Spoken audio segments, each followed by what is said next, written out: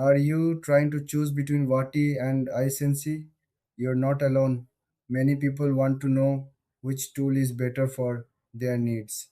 In this video, we will compare Wati and AiSensy.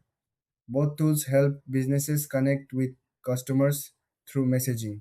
They make communication easier and faster. Let's start with Wati. Wati focuses on WhatsApp business.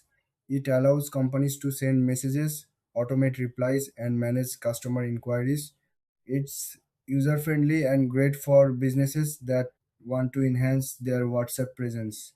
Now, let's look at iSensy. iSensy also works with WhatsApp but offers more features. It provides chatbots, advanced analytics, and integration with other platforms. This makes it a strong choice for businesses looking for detailed insights and automation.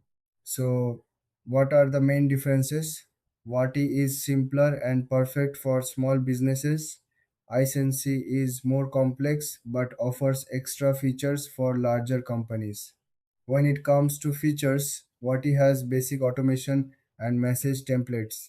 iSensy, on the other hand, includes chatbot capabilities and in-depth analytics. If you need detailed reports, iSensy might be the way to go.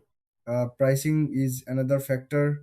Wati is generally more affordable for small teams. iSensy might cost a bit more, but it offers a wider range of features.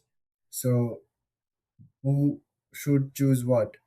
If you run a small business and want something straightforward, go for Wati.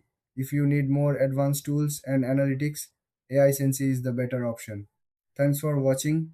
If you found this comparison helpful, please like and subscribe for more content.